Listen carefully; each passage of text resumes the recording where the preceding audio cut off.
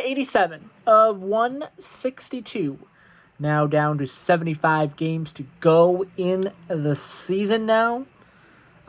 They are marching along, the Boston Red Sox, getting wins when they need to, which is good as we approach the All-Star break next week.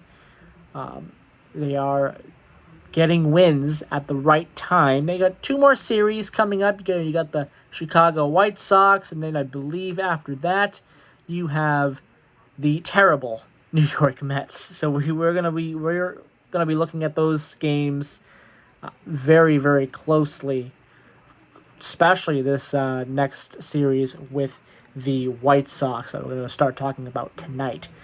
But let's go to Game 2 of the three-game series with the Los Angeles Angels. Again, game number 87 of 162. And an 8-1 victory for the Boston Red Sox. They win pretty easily. 8-1 here. And are now above 500 in away games. So that is very, very positive. 8 runs on 7 hits for the Red Sox, so very solid offensively. 1 run on just 4 hits for Los Angeles. Sonny Gray got the start. Again, Sonny Gray. Again, why is he not an All-Star? 10 wins this season. 10-1 record. He's by far your best pitcher. And he's not an All-Star. Why? I don't know. Apparently Chapman and Contreras were the guys that got the nod, and Contreras might not even be able to play. No, not Contreras. I believe. Was it Contreras? Who was the other guy that got the call? No, it was sorry, it was not Contreras. It was Suarez. There we go. I don't know why I said Contreras. Suarez got the nod, and Chapman got the nod. Chapman, I can understand. Okay, he's one of the best closers in the league. I get it. I understand. Suarez, there we go. Lost my train of thought there for a second. Suarez, fine. I can understand it, but is he better than Gray? Is he better than what Gray has done this year? No. He is not. And Suarez might not even be able to play the All-Star game. He actually got an injury, I believe, in the next game we're going to talk about, where he pitched. He might not even be able to play. So you might get another Red Sox player in there as an alternative. I believe, I don't know who that's going to be off the top of my head. It should be Gray, but I don't think it's going to be Gray. I don't know who it's going to be, alternative-wise. But Gray not getting the nod for the All-Star game is ridiculous. And the MLB should know that. That is ridiculous. Anyway, let's go over the stats. Again, another great game for Gray. We'll get to his stats when we talk about the pitching. But let's go over the offense for the Boston Red Sox. Seigler, 2 runs, a hit, a walk for Seigler. Rafaela, a run, a hit, an RBI, and a walk.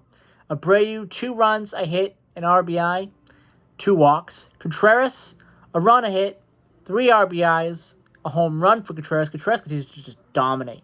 He continues to be really, really good this season. I believe he now has 20 home runs. So he is just amazing. So that's a little bit of a spoiler for the next game, by the way. He gets another home run here. Contreras hits a home run here. 19 home runs on the year. And just dominant stuff for Contreras so far this year. Durbin, quiet in this one. Gonzalez, 1 run, 1 hit, 2 RBIs, a home run for Gonzalez. Duran, 2 walks. Monasterio, a run, a hit for him as well. And Wong had 1 hit.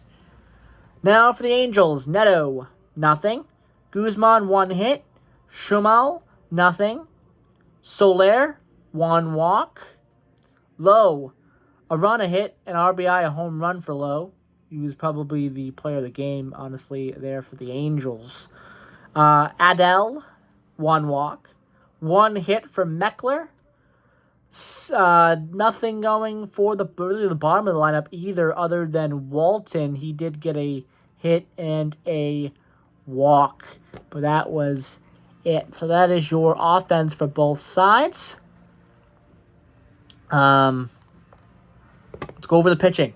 Sonny Gray, 10-1 record. Again, just amazing stuff for him, and he's not an all-star. Wow. 6 innings pitched, 4 hits, 1 run, 1 earned run, 2 walks, 7 strikeouts, a home run for him that he gave up there. But again, it doesn't take away from what he did in this game. Just a really solid game for him. 10-1 record. He's been very, very good. He's been our ace, pretty much. He's been our ace for the Red Sox. If we can get some of the other guys back, we're going to be getting Sandoval back, which is awesome. So we need him. But if we can get some of these other guys back, Roche, then we're in business. If Gray can continue to be amazing here in the second half, we're in business. We're in business for the second half. So this season's not over yet. I'm not ready to call it.